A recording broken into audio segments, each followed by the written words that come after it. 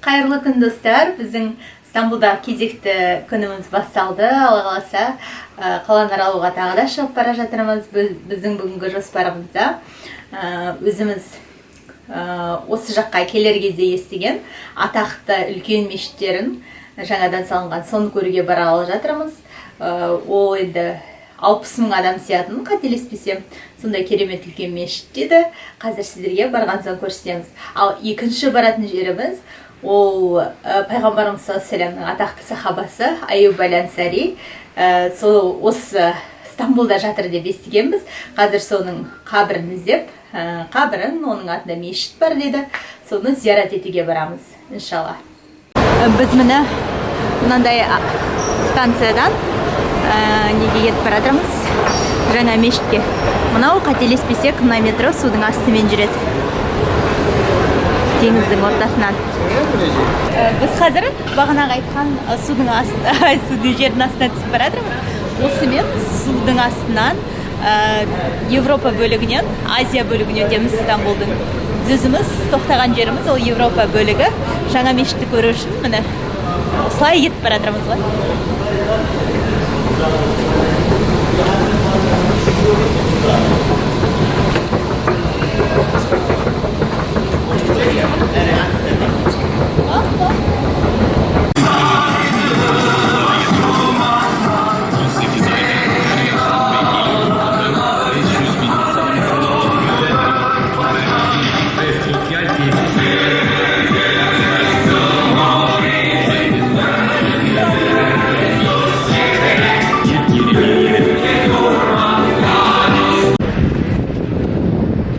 Біз бағанағы айтқан 60 мың адам сиятын Стамбулдағы ең үлкен мешітке жеттік.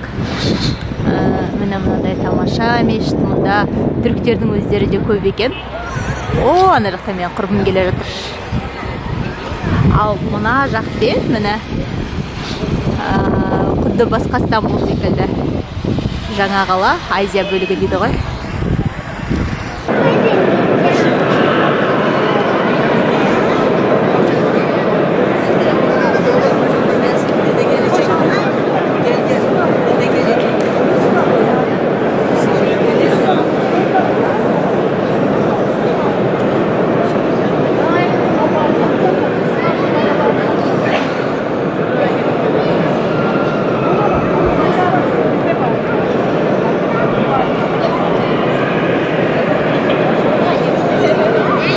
Қазір Стамбулдағы ең үлкен мешіттің ішіндеміз. Жаңа ғана бес намазын оқып шықтық.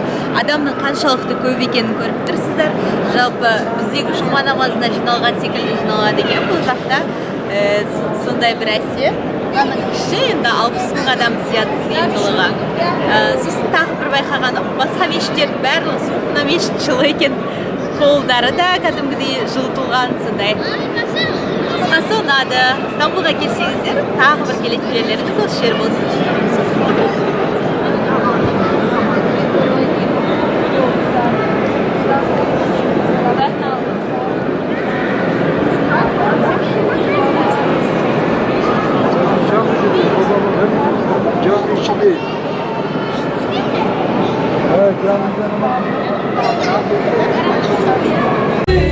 Біз судың үстіндегі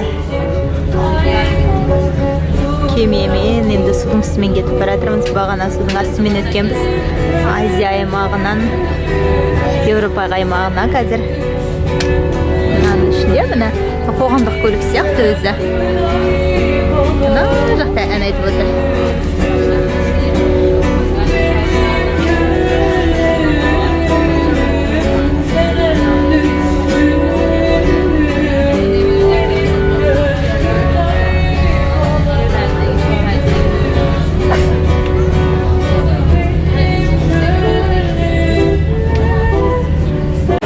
Достар, біз қазір бір керемет жерге келдік. Өйткені бұл пайғамбарымыз саллаллаху атақты сахабасы Аюб әл-Ансаридің жатқан жері мынау соның атындағы мешіт. Ол кісінің осы Стамбулға, яғни Стамбулдың Константинополь болып тұрған кезінде осында жорықпай келіп, осы Константинопольдің түбінде қайтыс болғанын барлығыңыз білесіздер. Мен оның оқиғасын сіздерге әдемілеп тұрып баяндап берем Алла қаласа. Сіздерге уәде еткен оқиғаны үйге келгеннен кейін айтудың сәті түсіп тұр. Өйткені дәл сол жерде жаңағы мешітті көріп жүрген кезімізде оның ыңғайы келмеді. Сондықтан қазір сіздерге айтып бермекшімін. Жаңағы осы келіп тұрған мешіт бұл Әбу Аюб Әл-Ансаридің құрметіне ашылған мешіт. Өйткені бұл бір сондай бір ардақты адам, пайғамбарымыз саллаллаху сүйікті сахабаларының бірі болған. Ол туралы енді түрлі қиссалар бар. Мен сіздерге соның біреусін ғана баяндап бермекшімін. Жалпы бұл адам несімен танымал болды, несімен атақты? Өйткені бұл сондай бір адам. Алла тағала бұл кісіге ерекше дәреже берген. Пайғамбарымыз саллаллаху Мединеге көшіп келеді ғой, Мәдина қаласына көшіп келген кезінде оның алдынан көптеген сахабалар кес-кестеп шығады. Менің үйіме қоныңыз, менің үйіме қоныңыз деп. Міне дәл сол кезде ол түйеде отырады пайғамбарымыз саллаллаху. Дәл сол кезде пайғамбарымыз айтады: жоқ, сендер түйенің алдын кес-кестемеңдер, бұл өзі бұйырылған түйе, бұл өзі қайда тоқтайды, яғни сол жерге жаңағы мен де тоқтаймын дегенге меңзейді. Расымен жаңағы түйе барып осы Әбу Аюб Әл-Ансаридің үйіне тоқтаған екен. Сол кезде қатты енді қуанады. Бұл бір өте бір қуанышты жағдай болады Әбу Аюб үшін. Әбу Аюб қатты қуанған, сондай пайғамбарымыз саллаллаху жүгін үйіне кіргізіп алып кіріп баратты дейді. Сол кезде ол құдды бір дүниенің байлығын көтеріп келе жатқан секілді сезімде болды дейді. Әбу Аюбтың үйі екі қабатты екен, енді мансард секілді. Екі қабатты дегенге енді ойлап қалмаңыздар, қазіргі біздің керемет коттедждер секілді деп ойламаңыздар. Әрине ол кездегі екі қабаттының жөні басқа. Сол кезде олар бірден пайғамбарымыз саллаллаху жоғарғы қабатында жатсызда деп сөйтіп ойлайды. Бірақ пайғамбарымыз саллаллаху өзі төменгі қабатын таңдап алады. Ал бірінші күнінде Әбу Аюб әйел екеуі қатты қиналады. Өйткені біз пайғамбарымыз саллаллаху төбесіне шығып алдық қой. Біз төбесінде қазір жүріп қалар ма екенбіз? Әлде пайғамбарымызға Алладан хабар келгенде, Алладан жаңағындай аят түскен кезде біз оның ортасында болып қаламыз ба, біз не істедік деп екеуі қатты қиналады. Сөйтіп екеуі екі бұрышта отыратындай деңгейде болады. Енді бұның өзі пайғамбарымызға деген бұл сахабаның құрметін көрсетсе керек. Сонда ертеңіне таңертең пайғамбарымызға айтқан кезде пайғамбарымыз айтады: жоқ, Әбу Аюб, сен олай уайымдама, мен бұны өзім таңдадым, маған келімді кетімді кісі көп деген секілді, маған осы ыңғайлы дейді. Ал тағы бір жол мынандай бір нәрсе болады. Олар сол жоғарғы қабатта бір кувшиннен су төгіп алады. Сонда шошып кеткендер сондай, пайғамбарымыздың төбесінен тамшылап кетпесін деп әлгі суды өздері үстілеріне жамылатын жалғыз-ақ бір жамылғылар болады, сонымен жанталасып сүрте бастайды. Ертеңіне бұл оқиғаны пайғамбарымыз естігеннен кейін барып жоғарғы қабатына көшкен екен. Енді бізге жеткен деректер бойынша пайғамбарымыз саллаллаху Әбу Аюбтың үйінде 7-8 ай тұрыпты. Міне сол 7-8 айда Әбу Аюб пайғамбарымызға барынша қызмет етті. Тіпті ол кейін бөлек үй салынып көшіп кеткен кезде де оған арнап тамақ дайындап қойып отырады екен үнемі. Сонда пайғамбарымыз ыңғайы келсе келіп жеп тұрған, ал пайғамбарымыз келе алмаған жағдайда өзінің балаларын, басқа адамдарды тамақтандыратын болған. Міне сөйткен Әбу Аюб бұл бір өте керемет сахаба. Ол туралы көптеген қисса бар, мен қайсысын тіпті айтарымды білмей тұрмын. Соның ішінде оның осы Түркияға, оның ішінде Стамбул жеріне келіп тұрақтау туралы, жаңағы Стамбул жеріне келіп өмірден өту туралы айтып берейін. Жалпы Әбу Аюб Әл-Ансари өмірінде ешқандай соғыстан қалмаған кісі екен. Соғыстардың бәріне қатысқан, егер тіпті қалған жағдайда да бір үлкен себептермен ғана қалған болу керек дейді. Сөйтіп пайғамбарымыз саллаллаху дүниеден өтеді. Бірақ пайғамбарымыздан мынандай сөз қалғанын білесіздер: Константинопольді алған әскер қандай жақсы әскер, Константинопольді алған сол басшы қандай жақсы басшы деген сөз қалады. Енді Константинопольдің алынатынын жалпы мұсылмандарға бұйыратын біледі ғой, ал Константинополь ол қазіргі Стамбул, оны жақсы білесіздер. Сонда жалпы осы Константинопольді алуға Мұғауияның кезінде, халифа Мұғауияда болған кезде сондай бір әскер шыққанын естіп, Әбу Айюб әл-Ансари ол да сол пайғамбарымыз айтқан жаңағы керемет әскердің қатарынан болуды ойлап бірге шығады. Ол кезде оның жасы 80-ге таяп қалған екен. Енді ана қиссаны жазушылар айтады, тіпті олар оның сондай буырқанған сезіміне, оның Константинопольді алсам деген ниетіне, тіпті ортадағы теңіздер де, теңіздің дауылдары да кедергі бола алмады дейді. Ол сондай бір керемет сезіммен осы Константинопольге жетеді. Ол әскерді Муауияның ұлы Язид басқарады. Сөйтіп Константинопольдің түбіне келген кезде аяқ астынан Әбу Айюб әл-Ансари ауырып қалады. Енді пайғамбарымыздың сүйікті сахабасының сондай бір ауыр халде жатқанын біліп, Язид әскердің басы келіп жағдайын сұрап, соңғы қандай тілегің бар деп сондай сұрайды. Сол кезде ол айтады, мені бүкіл жаңағы менің бұл хабарымды бүкіл мұсылмандарға, осы мұсылман әскеріне жеткізіңдер. Сендер қаншалықты шамаларың келеді, соншалықты Константинопольге дендеп кіріңдер, және сол жеткен жерлерінде дейін мені көтеріп алып жүріңдер, және сол мені Константинопольдің қамалдарының түбіне жерлеңдер деп сондай бір өсиет айтады. Әрине мұсылман әскері өсиетін орындайды. Әбу Айюбты соңына дейін алып жүреді. Жеткен жерлеріне оның жаназа намазын оқып, қамалдың түбіне оны жерлейді. Міне пайғамбарымыздың көзін көрген адам үстіп, Стамбул жеріне жетіп, қазір сол жерде енді қалай сол жерде дамылдап жатыр. Былайша айтқанда, ол жерді зиярат ететін мұсылман өте көп. Бізде өз көзімізбен көрдік, бізде зиярат етушілердің қатарынан болдық. Алла тағалаға енді сондай бір пайғамбарымызға деген сүйіспеншілігі, сондай бір сахабаның қабірін зиярат еткеннен кейінгі бір сезімді айтып жеткізе алмаймын. Ол күн мен үшін бір сондай бір керемет күн болды.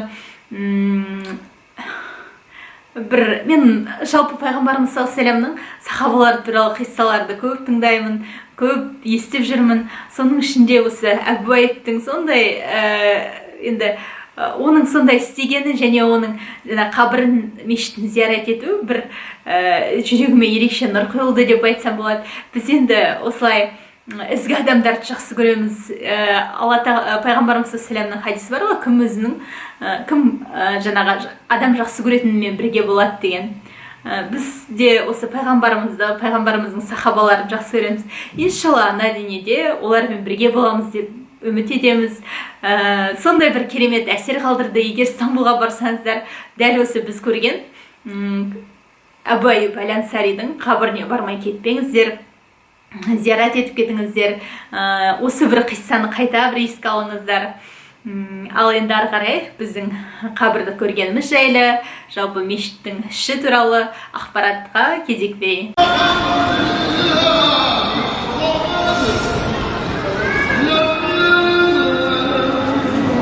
Адамдар далада да дәрет алып жатыр. Әйелдер мына жақта оқып жатқан сияқты сыртта.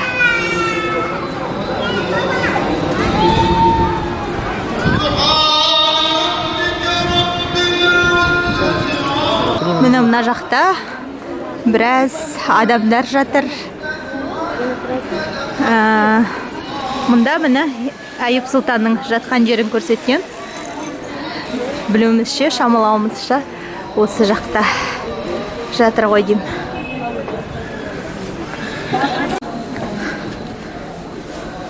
Міне кезінде мұсылман әскерлері дәл осы жерге дейін Әбу Айюб әл-Ансаридің мүрдесін көтеріп келіп, осында жерлеген. Адамдар дұға оқып жатыр, Құран бағыштап жатыр байқауымша. Достар, мына кереметті қараңыздар. Мүлде көреміз деп ойлаған жоқпыз, бірақ дәл осы жерде пайғамбарымыз саллаллаху алейхи вассаламның сақалы бар екен. Сақталған, көріп тұрсыздар.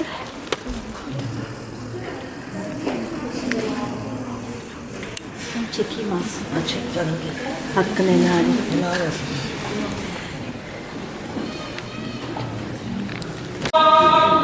Mine dәл мына жерде жатыр Айюб әл-Ансари.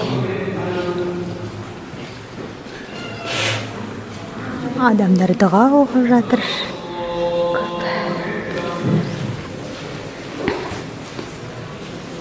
Өте көп дұға оқушылар.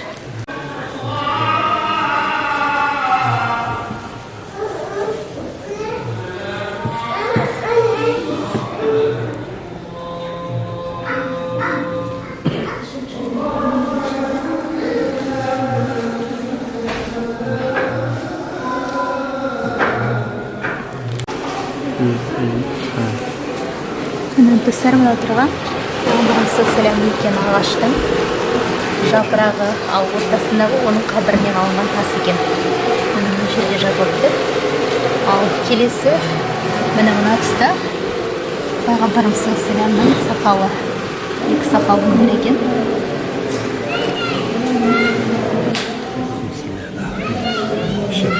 Ана тұрған бағы бірден жасыл тұр ғой. Жасыл тұрған жабынды дейді да, таял деген матаның бір несі болу керек та. Бөлшегі болу керек. Уже болады ғой, иә? Намазымды сыртта оқып жатыр. Ішін көргенім дұрыс шығар. Ішіне кіріп оқиын. Мынау әйелдер оқитын бөлігінің іші. Ескі мешіт екені көрініп тұр. Қанша ғасырлық тарихы бар. Жақтан кіріп жатыр. Әбу Айюб Әл-Ансаридің туралы жазылған. Енді мен түрікше түсінбей тұрмын, мұнда не деп жазылған. 863 жылы деген ұқтым. Каналымда келесі кездескенше аман сау болыңыздар. Каналыма жазылуды ұмытпаңыздар.